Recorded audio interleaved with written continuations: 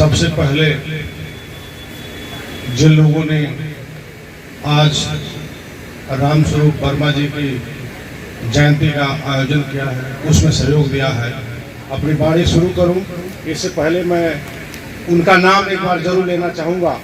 2 minute लगेगा, लेकिन धैर्य से ये जरूरी भी है। बहुजन कुल में जन्मे संतों, गुरुओं, महापुरुषों को नमन करते हुए दूसरा क्रम आता है इस तरह से आयोजन करने वाले और आयोजन में सहयोग देने वाले हमारे बीच के बुजुर्ग नौजवान साथी, माताएं, बहनें।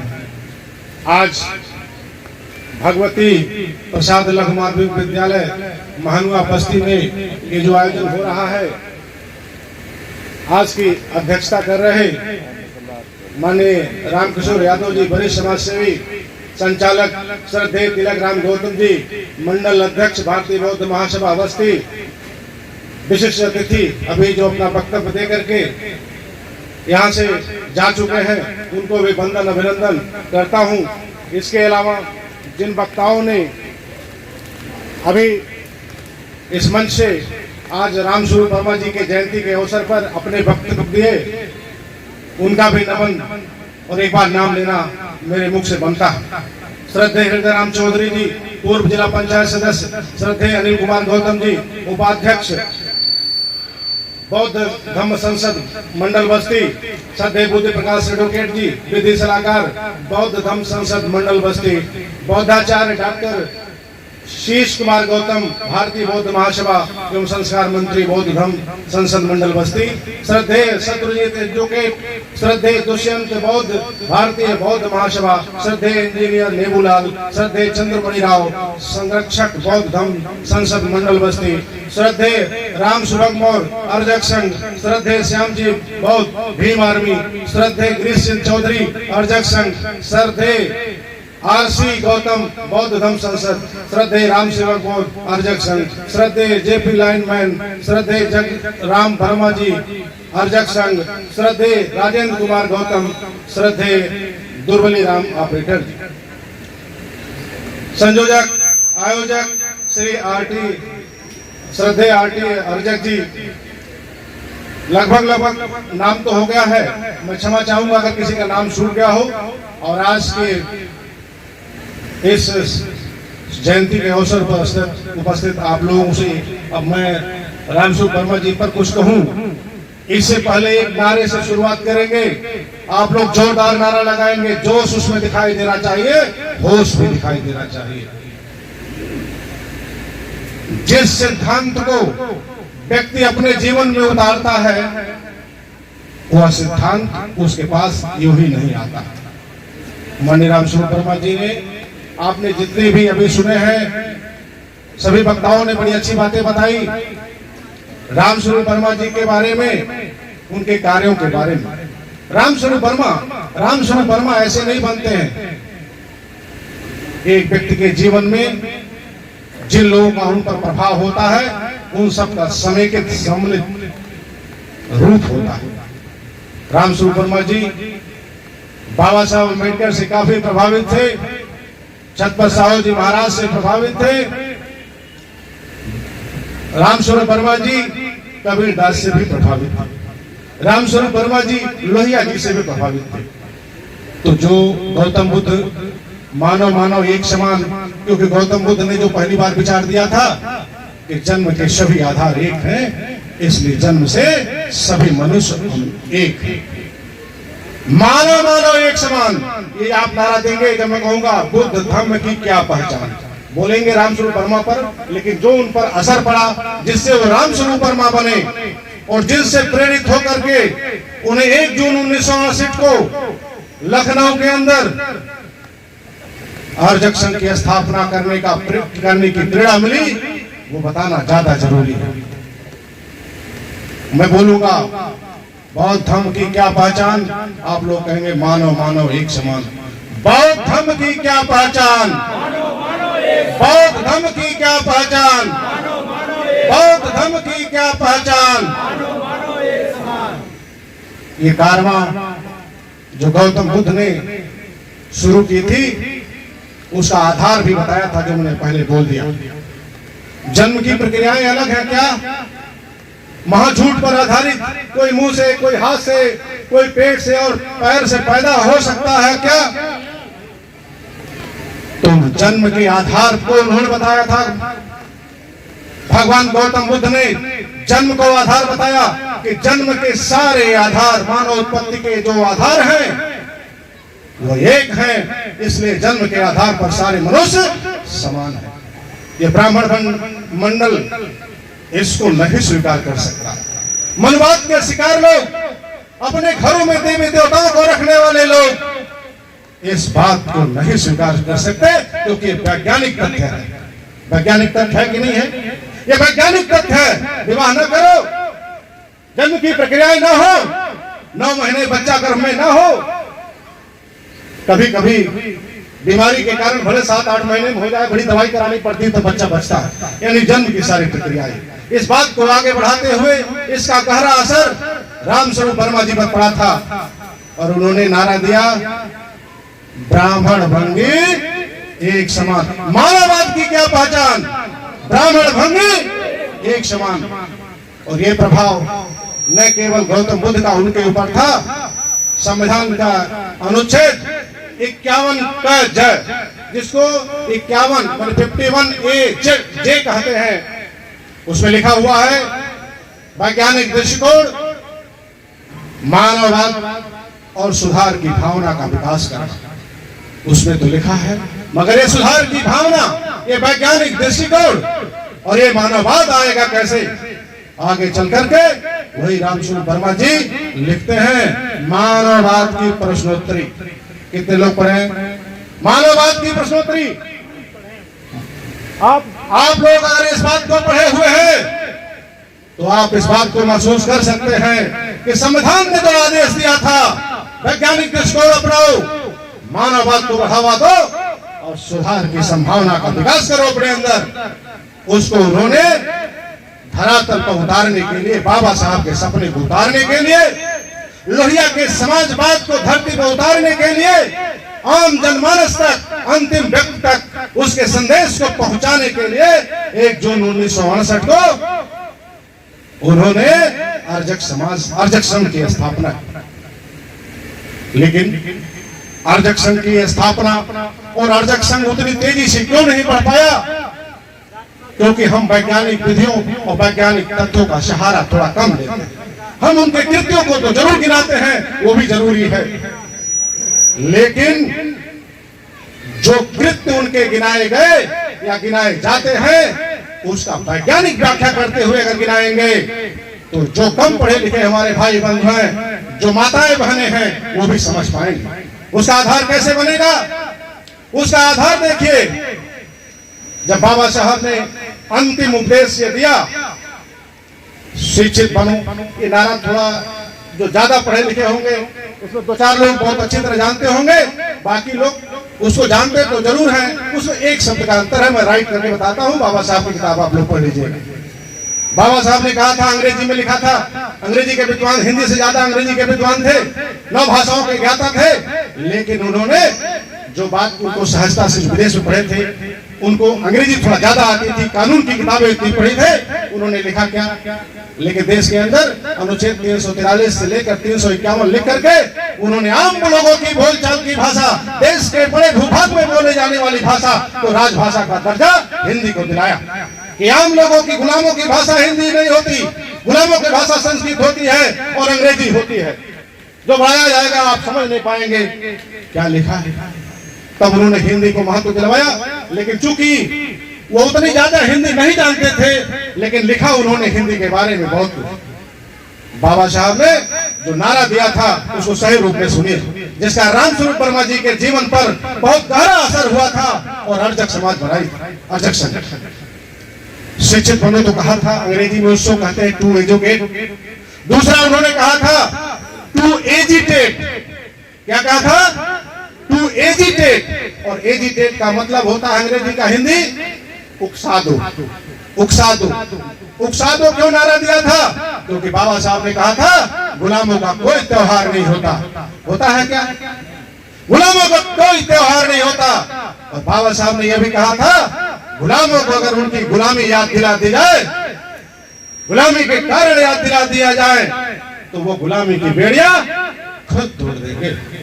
तो उन्होंने दूसरा शब्द इस बात को सोच करके लिखा था, टू एजिटेट, उकसा दो। इसका एक अर्थ भी होता है, डिक्शनरी में देखिएगा, मनन करना भी उसका अर्थ होता है, एजिटेट। मनन करोगे, किस बात का मनन करोगे?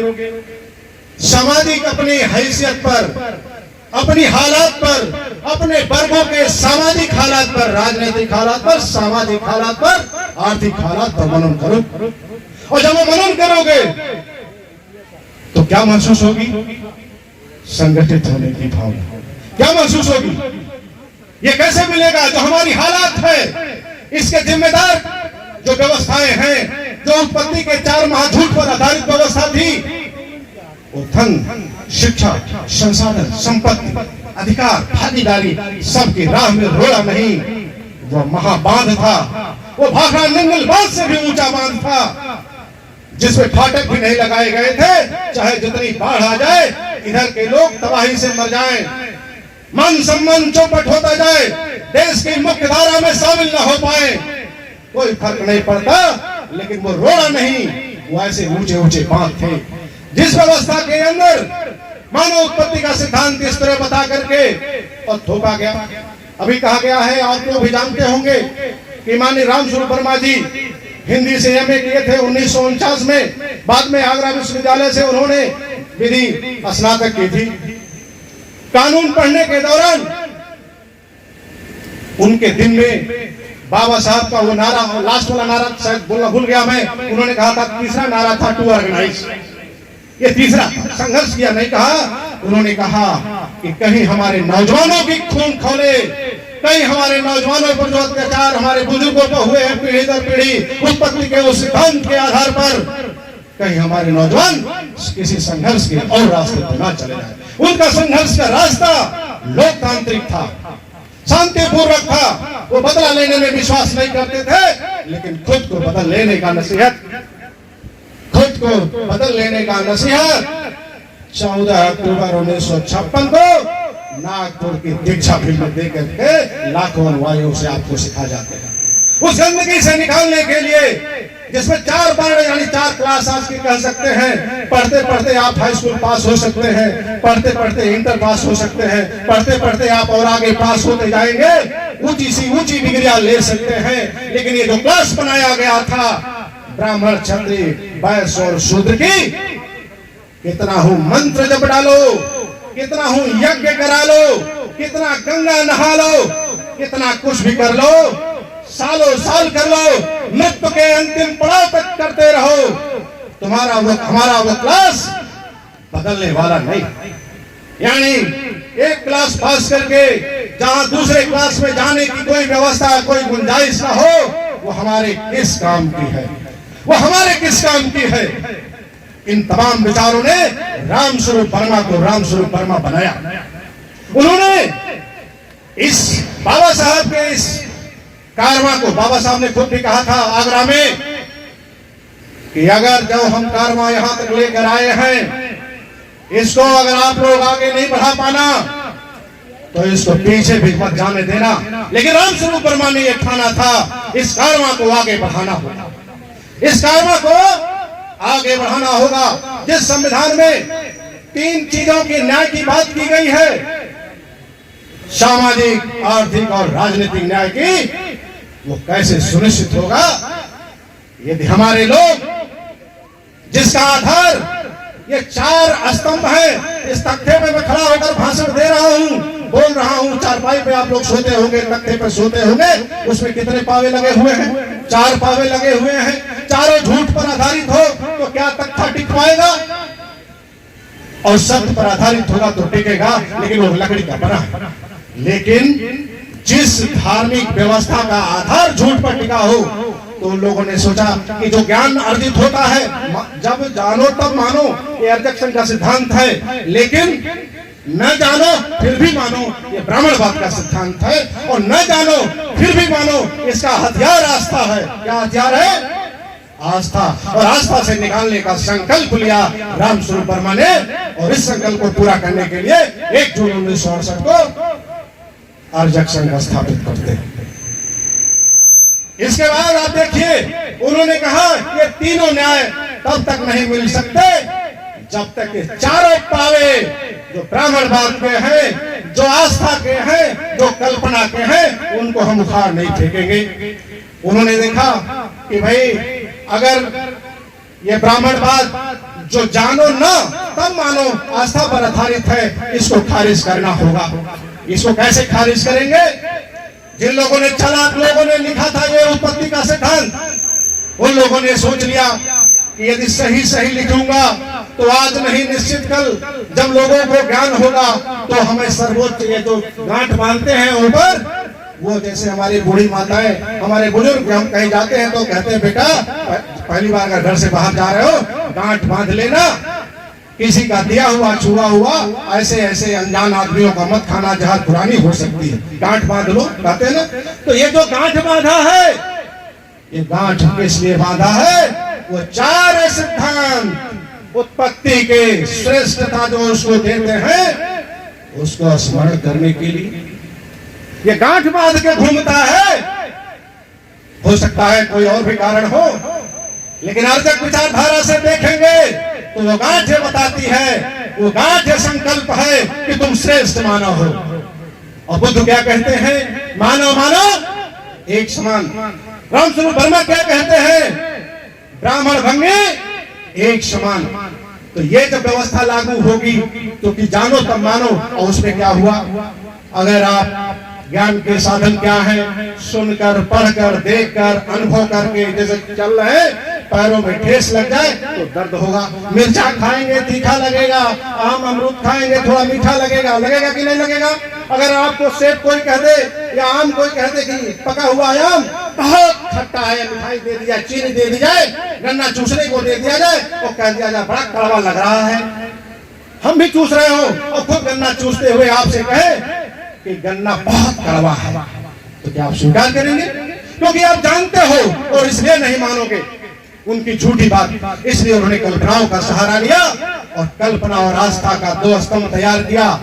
तमाम वेद, शास्त्र, पुराण, उपनिषद, अरण्य ग्रंथ, स्मृतियां इतनी लिख डाली, पूजा पाठ का इतना बोलबाला करा दिया कि सारा समय, सारा संसाधन और स्वाभिमान, मान सम्मान उसी में मिटता रहे, उसी में घिसता रहे, उसी में दफन होता रहे। नया ज्ञान विज्ञान की चीजें आप ना सोच पाओ। तो रामस्वरूप वर्मा ने यह चिंतन किया कि अनुच्छेद 51 फेल हो जाएगा, उसको इस धरती पर आम लोगों में लाने के लिए अर्जक संघ की जरूरत।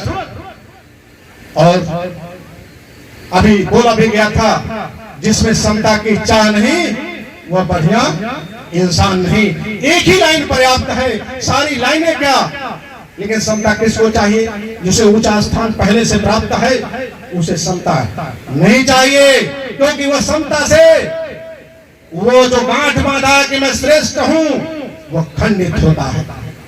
लेकिन अर्जक समाज, अर्जक संघ सबको, मानव को, सभी मानवों को एक समान बनाने की पद्धति को लाना चाहता है। हिंदी से एमए करते हुए रामस्वरूप वर्मा ने अनुभव कर लिया कि आधे से ज्यादा साहित्य भक्ति और आस्था पर आधारित। 3 उदाहरण ले लीजिए सूर, कबीर, तुलसी का ही, जहां कबीर का निर्गुण ब्रह्म उपासना और तार्किकता पर आधारित है, वही इन्हीं 2 शेष का नाम जो मैंने लिया आस्था और भक्ति भावना पर आधारित है। आस्था और भक्ति भावना ने आपके मनोस्थिति को अंकुश लगाने का काम किया, भाग्यवाद को जन्म दिया। क्योंकि भाग्यवाद पर प्रहार करना, भेदभाव पर प्रहार करना, उसको चुनौती देना रामस्वरूप वर्मा के अर्जक संघ का लक्ष्य। चुनौती कैसे देंगे? जब वो हिंदी साहित्य पढ़ते रहे तो उन्हें बाबा साहब का दूसरा नारा जो था टू एजुकेट, पढ़ पढ़ के उनको बार बार उस हालात पर मनन करने लगे कि हिंदी का आधा साहित्य भक्ति और आस्था पर आधारित है। यह पाठ्यक्रम में हमारे बच्चों को ये घुट्टी पिलाई जाती है इस घुट्टी से नई नर्सरी जो तैयार होती है देश की, आगे चल करके वो देश का नागरिक बनेगा, जन्मजात नागरिक तो है, वोट डालने मतदान देने का उसको 18 साल के बाद अधिकार होगा। तो क्या जो उस नर्सरी से निकलेगा जिसमें भाग्यवाद का सहारा है, जिसमें भक्तिवाद का सहारा है, क्या वो बच्चा 1 सेकंड में 5 साल में 1 सेकंड की बारी आती है संपूर्ण क्रांति के लिए, उस सही बटन दबा पाएगा? इसलिए मानववाद का विकास इसका मूल लक्ष्य हुआ। और जब हम देखेंगे कि रामस्वरूप वर्मा जी ने लाभ का बजट जो पास किया था, पास करने के बाद उनका बयान आया था, उसको मैं दोहराना चाहता हूं। किसानों और मेहनत कश संतानों के हाथों में जब जिम्मेदारी आएगी वो बेहतर कार्य करेंगे। आपने इस बीच 25-30 सालों में यह अनुभव किया होगा, किसानों और मेहनत कश लोगों के हाथ में जब जिम्मेदारी आई तो सामाजिक न्याय का काम हुआ कि नहीं हुआ, ये बताइए जरा आप लोगों ने। सामाजिक न्याय का काम हुआ। रामस्वरूप वर्मा जी ने इसको बेबाकी से कहा था, एक बार फिर दोहराएंगे। और बाबा साहब ने 1944 में जो कहा था, मद्रास में शेड्यूल कास्ट फेडरेशन में उन्होंने कहा था, जाओ जाकर अपनी दीवारों पर लिख दो, क्या लिख दो? शासक बनना है।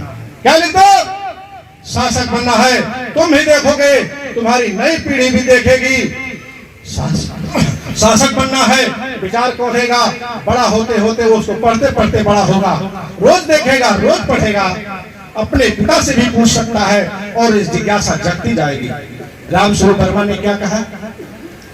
जाओ जाकर, ये नहीं कहा, लेकिन उन्होंने जो नारा दिया था उस संदेश से मैं कहना चाहता हूं जोड़ करके, जाओ जाकर अपनी दीवारों पर लिखो, किसान और मेहनत कश के अनुसार तात्पर्य किसान मजदूर आदि लोगों से था। किसान और मेहनत कश लोगों के हाथों में जब जिम्मेदारी आएगी तो बेहतर कार्य करेंगे, उस बेहतर सामाजिक न्याय सुनिश्चित करेंगे। ये लिखना होगा हमारे घर के दीवारों पर, और घर के दीवारों पर बाहर न लिख सको तो घर के अंदर जरूर लिखना होगा जहां बच्चा पढ़ता है। क्योंकि जब नर्सरी हमारी अच्छी होगी, उसी में से पढ़कर निकलेंगे, जगह जगह देश के कोने कोने में कहीं जहां जाएगा, अगर मजदूरी भी करता होगा तो इस आग को फूकेगा, इस ज्ञान की चिंगारी को फूकेगा। और इस ज्ञान की चिंगारी सत्ता सब विकास की चाबी है।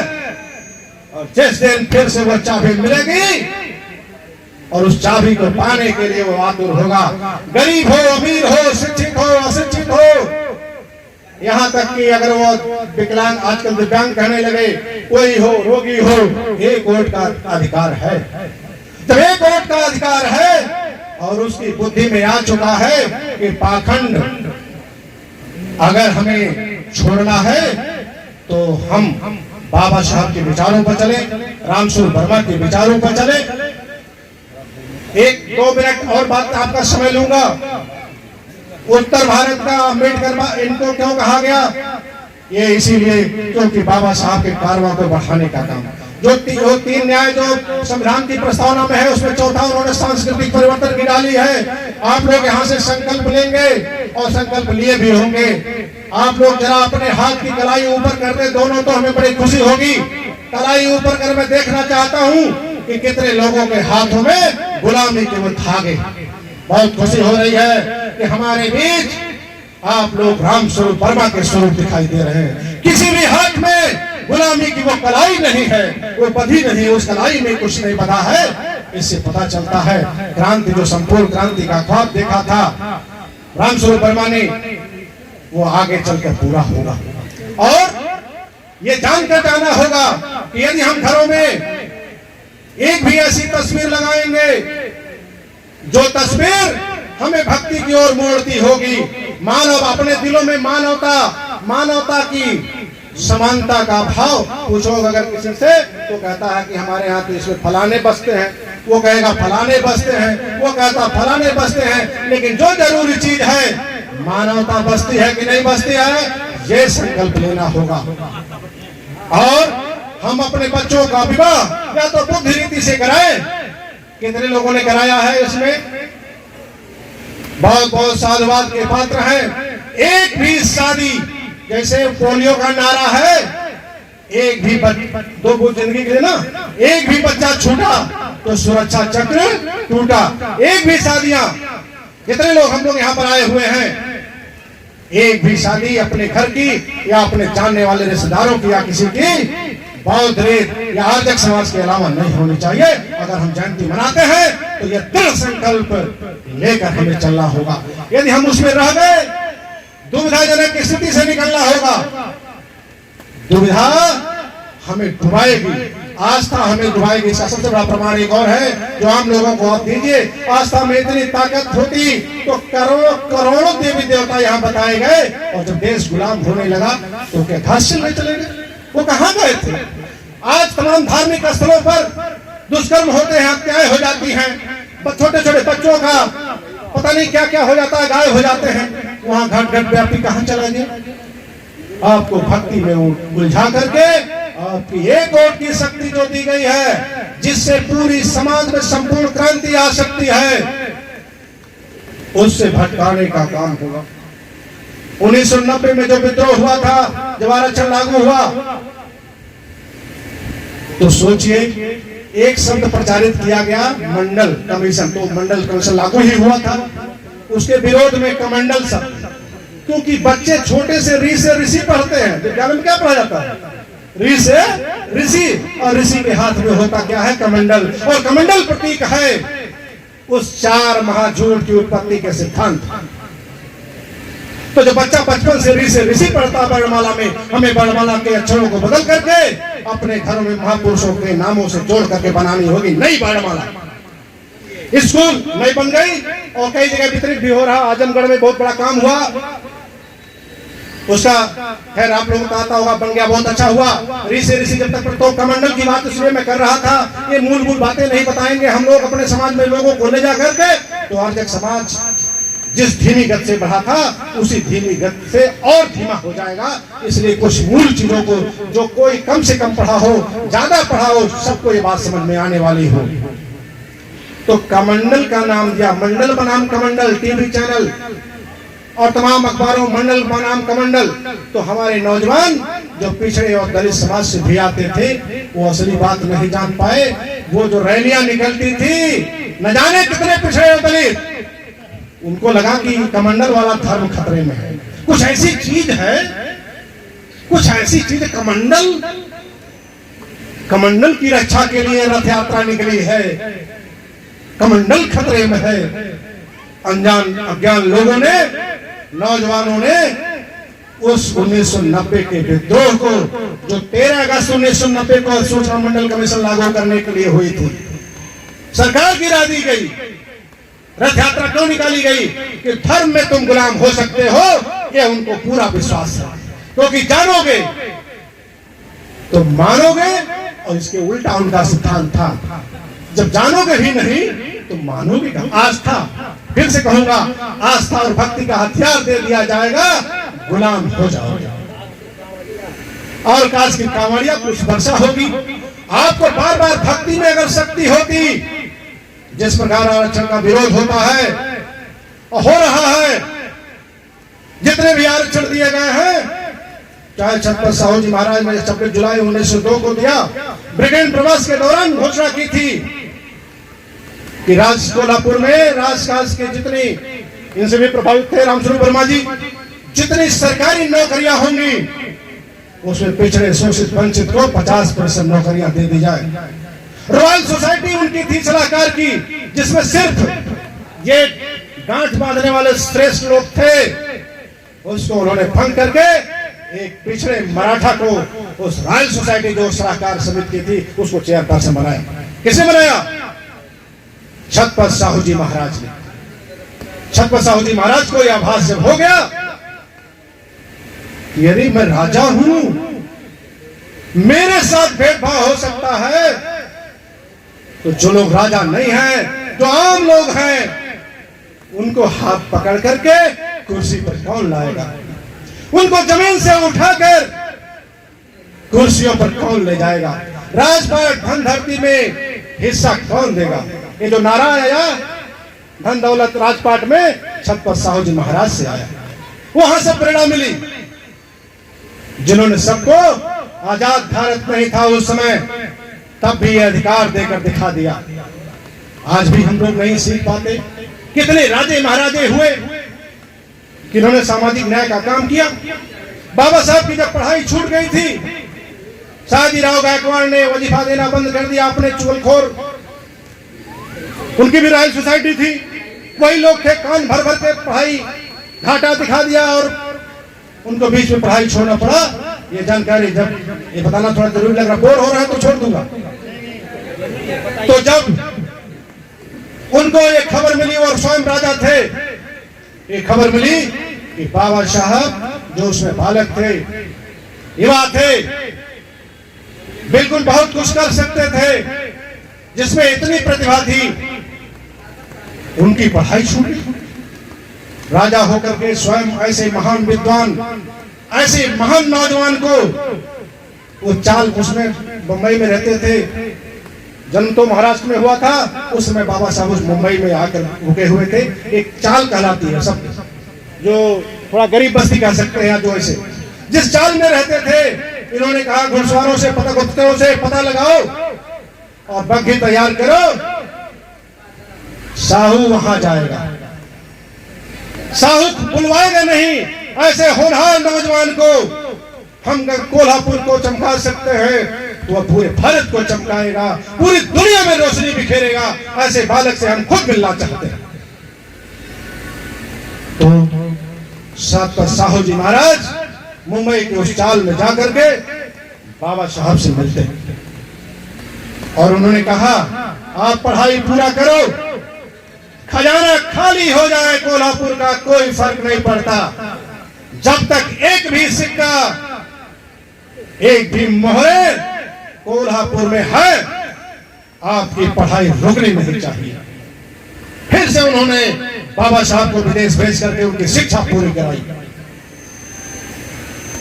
तो क्यों रामस्वरूप वर्मा की वो लाइन फिर यहां आप दोहरा सकते हैं, किसान मेहनत कश लोगों के हाथों में जब मौका आएगा वो बेहतर काम करके दिखाएंगे। सामाजिक न्याय का जो सपना नारायण गुरु, ज्योतिबा फुले, माता सावित्रीबाई फुले, इसके अलावा संत गाडगे, संत रविदास, इन तमाम मानवर, कांसीराम साहब, ललित सिंह यादव जी, माननीय जगदेव प्रसाद कुशवाहा ने, जिन्होंने सर्वोच्च बलिदान दे दिया, इसी तरह से मंच पर भाषण देते हुए, लेकिन 100 में 90 शोषित है, 90 भाग हमारा है, इस आंदोलन से पीछे नहीं है। और उनको भी लालच मिला था रामस्वरूप वर्मा की तरह कि पार्टी में आ जाओ, उसमें सत्ता में कांग्रेस, लेकिन गए क्या? नहीं गए। और ऐसे त्रिसंकल्पवान रामस्वरूप वर्मा, जगदेव प्रसाद कुशवाहा, ललित सिंह यादव, मान्यवर कांसीराम, डॉक्टर भीमराव अंबेडकर के अनुपालक वर्ग तैयार करना होगा हम लोगों को, और खुद भी बनना होगा, खुद भी बनना होगा। ऐसी कोई भी किताब, मैं उसे धार्मिक नहीं कहूंगा, मैं ऐसी कोई भी किताब नहीं पढ़ना चाहता, न पढ़ता हूं, न बच्चों को देना चाहता हूं। यह संकल्प हमें लेना होगा जिसमें वो 4 झूठ के आधार को पुष्टि होती हो, उसकी आलोचना न होकर के उसका महिमा मंडन होता हो। इसलिए रामस्वरूप वर्मा ने लिखा क्या, ब्राह्मणवाद की महिमा क्यों और कैसे, इसको खरीद के पढ़ना होगा। जो लोग हमारे भाई बहन समर्थ नहीं है, हम लोग किसी एक को कम से कम संकल्प लीजिए, इस पुस्तक को खरीद करके गिफ्ट करेंगे। जो भाई बहन हमारे पढ़ने या उतना आर्थिक रूप से समर्थ नहीं है, या किताबें ऑनलाइन या मूल रूप से जाकर मूल रूप से खरीद नहीं सकते।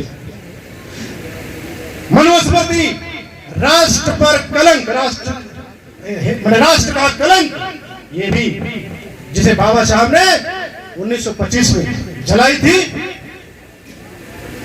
1927 में जलाई थी, उसको भी आगे कारवां बढ़ाने के लिए रामस्वरूप वर्मा ने भी कुछ पुस्तक जलाई थी, और एक दो प्रतियां नहीं, 50 प्रतियां जलाई थी। जो पुराने लोग हैं उनके साथ काम किया है वो लोग जानते हैं क्यों जलाई थी।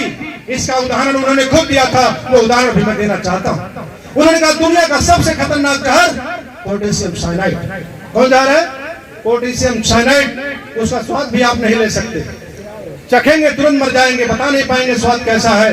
उन्होंने कहा एक छोटे से टुकड़े की कल्पना करो कि पोटेशियम साइनाइड दूध में गिरा दिया जाए और फिर दूध से निकाल लिया जाए। वही दूध जो हमारे शरीर को पुष्ट करता है, हमारे शरीर को बलवान बनाता है, ऊर्जा देता है, वही दूध अगर पोटेशियम साइनाइड के टुकड़े को निकाल लेने के बाद जो दूध बचा है उसको पी लेंगे तो 1 सेकंड में अस्मृति शेष हो जाएगी। क्या हो जाएगी? मर जाएगी, शरीर समाप्त हो जाएगी। तो आप ये कहकर नहीं बच सकते कि उसमें बड़ी अच्छी अच्छी बातें भी हैं। क्या उस किताब में सब खराब ही चीज है? ये भी तर्क आपको लोग देते नजर आते होंगे। लेकिन जब रामस्वरूप वर्मा की आप जयंती बना रहे हैं तो दूध का यह उदाहरण जो मैंने दिया ये मेरा नहीं है, रामस्वरूप वर्मा का है। यह उदाहरण आपको जनता के बीच ले जाना होगा कि जिस किताब में कुछ अच्छी हो सकती है लेकिन कुछ खराब हो सकती है, उसकी मोह पास में फंसे रहेंगे तो रामस्वरूप वर्मा के आज जयंती में उपस्थित होने का हम कर्ज अदा नहीं कर पाएंगे, फर्ज पूरा नहीं कर पाएंगे। आप ये समझ लीजिए, एक खीर का भी उदाहरण ले लीजिए कि क्या जो लोग एक तर्क देते हैं कि सब चीजें खराब नहीं है, उसमें अगर खीर बनती है 5 लीटर दूध से 1 लीटर चावल पड़ा हो और 1 किलो चावल पड़ा हो, कुछ गरीब मेवे पड़े हो, बनाया गया हो और उसमें एक बूंद कोई बहुत गंदी चीज डाल दी गई, लेकिन अगर हम नहीं जानते हैं, परोसा जाएगा, पता भी नहीं चलेगा, सारे लोग खाएंगे। खाएंगे कि नहीं खाएंगे जब नहीं पता था। लेकिन अगर आपने देख लिया, यानी कि जब जानोगे तब मानोगे। अगर आपने देख लिया या जान गए कि इस खीर के अंदर एक बूंद बहुत दूषित चीज पड़ा हुआ है तो क्या आप खाएंगे? उसमें बहुत सी अच्छी चीजें हैं, दूध अच्छी है, चावल अच्छा है, बड़े गरी और मेवे पड़े हुए हैं, छोड़ा मुनक्का आज पड़ा हुआ है, वो भी अच्छा है, क्या आप खाएंगे? तो समूल त्याग करने के लिए जहां हम फंसे हुए हैं, जहां हमारे लोग फंसे हुए हैं, उससे निकालने के लिए अर्जक संघ की स्थापना होती। यह सवाल जैसे उन्होंने लिखा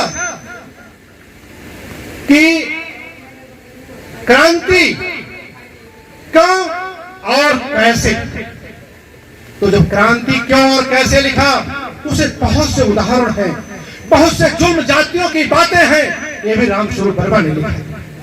क्रांति क्यों और कैसे, ये उस बात के लिए है जो संविधान में 3 न्याय की बात एक और इन्होंने जोड़ा था कारवां को बढ़ाने के लिए, सांस्कृतिक क्रांति, और इस तरह से चारों मिलकर के संपूर्ण क्रांति देती थी। तब उन्होंने लिखा क्रांति क्यों और कैसे। कितने लोगों ने पढ़ा इसमें? शाबाश। आप लोगों ने अगर पढ़ा है तो मैं कहूंगा कि जो रामस्वरूप वर्मा जी की, जो बाबा साहब की, ललई सिंह, जो ऐसे महापुरुषों की किताबें हैं जो खरीद सकते हो खरीदे, नहीं खरीद सकते संकल्प लेके जाइएगा। एक किताब किसी भी एक महापुरुष का जिन्होंने हमें जमीन से उठाकर कुर्सियों पर बैठाने का काम किया, चाहे वो गुलामगिरी क्यों न हो, वही सस्ती भी है, गुलामगिरी ही भेंट कर दीजिए, ये भेंट करना होगा। और जब हमारे साहित्य, बहुजन साहित्य हमारे घरों में होंगे तब वो भक्ति का नशा जो कार्ल मार्क्स ने कहा था धर्म लोगों की अफीम है, इसमें डूबा हुआ व्यक्ति होश में नहीं रहता। नशे में होश में रहेंगे क्या? नहीं होश में रहता। लोहिया जी ने भी कहा था धर्म दीर्घकालीन राजनीति है, तो बाबा साहब ने जो मार्ग दिखाया 14 अक्टूबर 1956 को, बदला नहीं लेने का लेकिन बदल लेने का, अपनी लाइन बड़ी करनी है। मैं ओबीसी कास्ट से आता हूं, लेकिन मैं पहले मूल निवासी समझता हूं। मैं ये कहना चाहता हूं, मैंने अपने व्हाट्सएप की डीपी पर गौतम बुद्ध का फोटो लगाया है। एक आज साथियों ने पूछा, आप डीपी लगाते गौतम बुद्ध का और नाम के आगे पटेल लगाते, ऐसा क्यों? मैंने कहा कि जिस प्रकार संविधान लिखा गया था और कहा गया अगले 15 सालों तक न्यायालयों की भाषा, तमाम कामकाज की भाषा अंग्रेजी रहेगी जब तक कि हिंदी न हो जाए। तो उससे प्रेरणा मुझे मिली जो संविधान में लिखा था। जब आप मनन करोगे एक एक शब्द से जो बाबा साहब ने जो हमारे महापुरुषों ने दिया है, बहुत प्रेरणाएं उसमें छिपी हुई। तो मुझे क्या प्रेरणा मिली?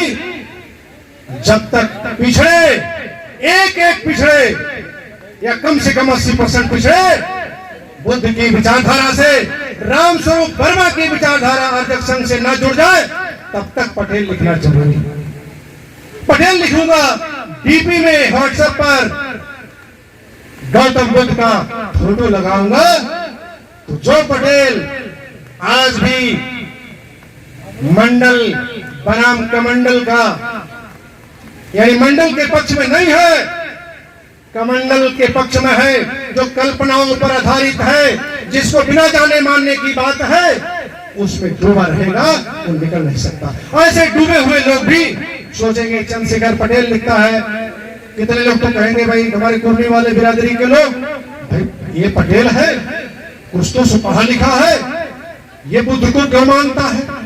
तो एक बार जब वो मनन करेगा तो हो सकता है प्रेरित हो, और जब प्रेरित होगा और इसकी संख्या बढ़ा करके हम लोग 70-80% ले जा पाएंगे, तो ये पटेल लिखने की, यादव लिखने की, गौतम लिखने की जरूरत नहीं पड़ेगी और नहीं होनी चाहिए। लेकिन मैं पिछड़ों से यह अपील करना चाहूंगा, आज श्री रामस्वरूप वर्मा की जयंती के अवसर पर इसमें कितने पिछड़े भाई बंधु आए हुए, जरा एक बार हाथ उठा गए कि आप लोग अपने फोटो और महामना रामस्वरूप वर्मा का, या बाबा साहब अम्बेडकर का, या गौतम बुद्ध का, या बाबू जगदेव प्रसाद कुशवाहा का, राम जो महापुरुष हुए, किसी एक या दो महापुरुषों का ऐसे फोटो रख करके अपना फोटो खिंचवा लीजिए, या उन्हीं का एक फोटो लगा दीजिए डीपी पर।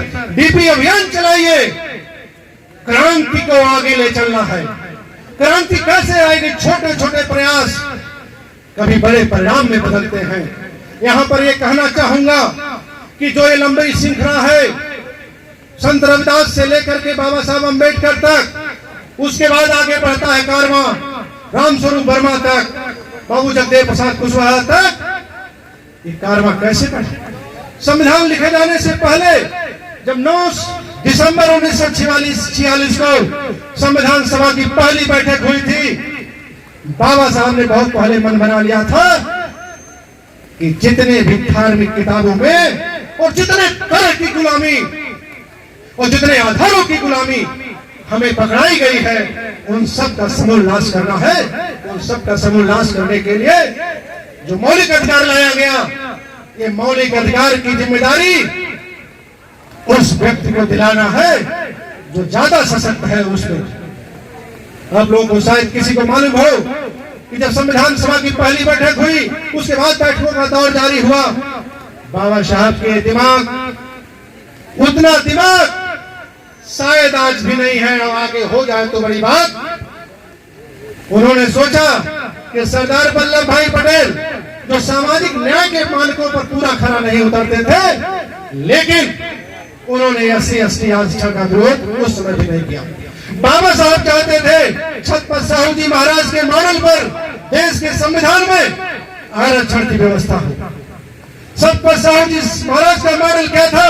पिछड़ों को भी आरक्षण देने का, यानी जिसको 90% भाग तक ले जाया गया। पहले तो संसोपा ने बांधी गांठ, पिछड़े पावे पूरे 60, ये जो नारा था ये और आगे बढ़ करके 90 तक पहुंचता है। ये बहुत पहले बाबा साहब ने सोच लिया, लेकिन बाबा साहब ने सोचा कि ठीक है, अगर पिछड़ों को आरक्षण नहीं जाने वाला है, तो उन्होंने एक अनुच्छेद दे गए।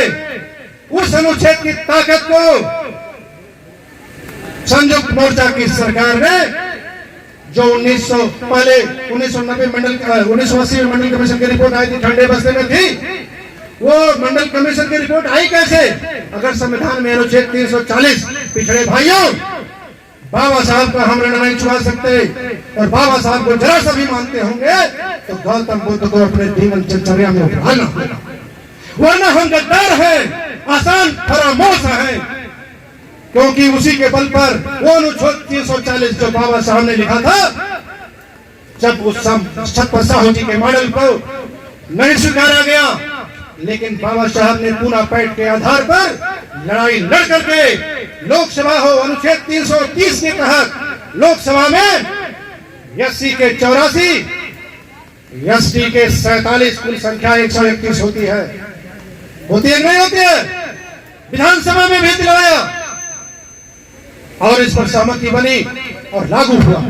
तो उन्होंने कहा जब पिछड़ा समाज पूजा पाठ देवी देवता और इस चक्करों से फुर्सत पाएगा, पिछड़ों के हाथ में, बहुजन समाज के हाथ में ये संविधान की बागडोर आएगी। क्योंकि 25 नवंबर 1949 को बाबा साहब ने, यानी 26 नवंबर 1949 को जब संविधान को अधिनियमित, आत्मार्पित और अंगीकृत करना था, उससे एक दिन पहले कानून मंत्री के तौर पर, क्योंकि अंतरिम सरकार पहले बन गई थी, कानून मंत्री के तौर पर उनसे जब पूछा गया प्रेस कॉन्फ्रेंस में, जब पूछा गया कि संविधान बन गया है, कल से हस्ताक्षर हो जाएंगे और तिथि तय कर ली गई थी कि 26 जनवरी 1950 को लागू होगा, तो इसकी सार्थकता पर आप क्या कहना चाहेंगे? तो बाबा साहब ने क्या कहा था? जो बाबा साहब ने वहां कहा था वही रामस्वरूप वर्मा ने, जो भी 2-3 बार मैंने दोहराया कि जब किसान और मेहनत कश लोगों के हाथों में दायित्व तो आएगा, सौंपा जाएगा, तो सौंपेगा कौन? हम सौंपेंगे अपने वोट के ताकत से। वो दायित्व कौन सौंपेगा? वो दायित्व कौन सौंपेगा? हम सब सौंपेंगे। तो बाबा साहब ने उसमें 25 नवंबर, एक दिन पहले क्या बयान दिया? संविधान चाहे कितना हो, अच्छा क्यों न हो, उसको लागू करने वाले लोग जिन्हें जिम्मेदारी दी जाएगी, अगर वो खराब निकले या उनकी नीयत इतनी साफ नहीं हुई, तो संविधान उसी और हमारे वोट के आधार पर जाएगा और सारी व्यवस्थाएं बदल देगा। उन्होंने आशंका ये चाहे संविधान खराब होगा, और आगे लाइन में कहा कि संविधान क्यों कुछ खराब क्यों न हो, यानी थोड़ा कुछ चूक भी रह गई हो, कुछ छूट भी गया हो। हालांकि उनका प्रयास था कि कोई भी ऐसी बात छूटने न पाए जो बहुजनों को गुलाम बनाती। फिर भी कहा कुछ छूट भी गया हो, यानी कुछ खराबी रह गई हो संविधान में, कितना वो खराब क्यों न हो, यदि अच्छे नियत वाले लोगों के हाथों में संविधान लागू करने की जिम्मेदारी दी जाएगी, यानी ये जनता देगी, तो वही संविधान सामाजिक न्याय के उस दस्तूर को, उस ध्येय को, उस संविधान के लक्ष्य को, जो शुरू में लिख दिया गया पहले हम भारत के लोग, और बीच में लिखा जाता है लोकतांत्रिक गणराज्य बनाने के लिए। क्या लिखा जाता है? पहली लाइन में ही है लोकतांत्रिक गणराज्य बनाने के लिए। लेकिन लोकतांत्रिक गणराज्य बनाने के लिए कौन सा न्याय चाहिए वो भी लिख दिया, वो भी लिख दिया था।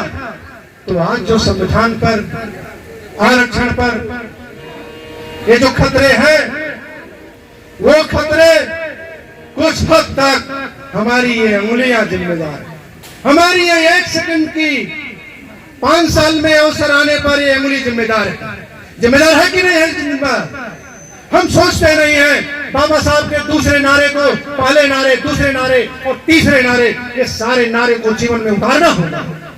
मनन करो हालात पर। आज ऐसी नौबत क्यों आई कि 21 अगस्त भारत बंद करना पड़ा? ये क्यों?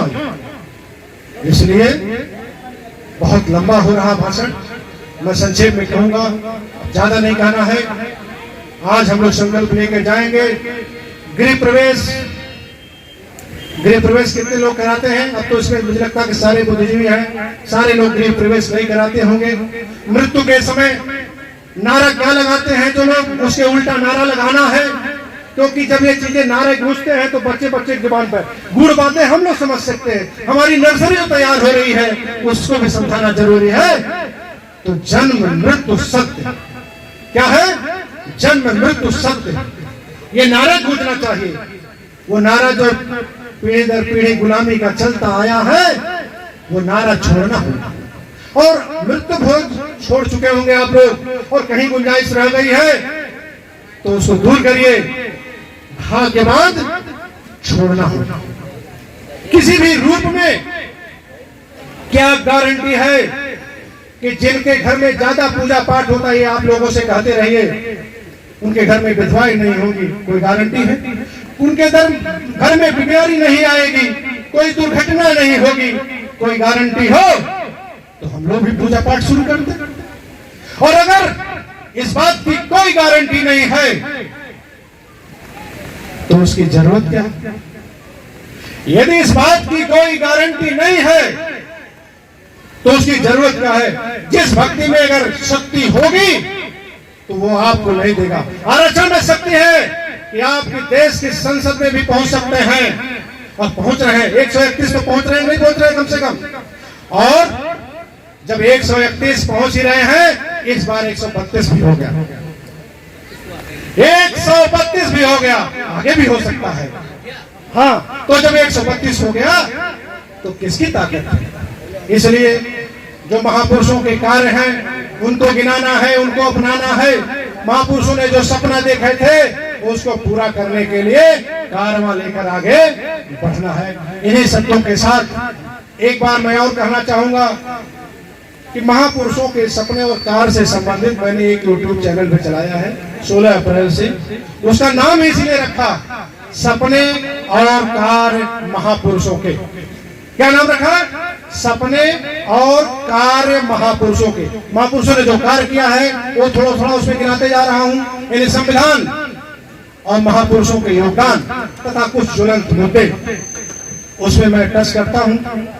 जो YouTube चलाते होंगे, जहां कहीं भाषण भी देने जाता हूं तो भी उसको YouTube पर डाल देता हूं, या कुछ ऐसे छोटी मोटी चीजें डालते रहता हूं।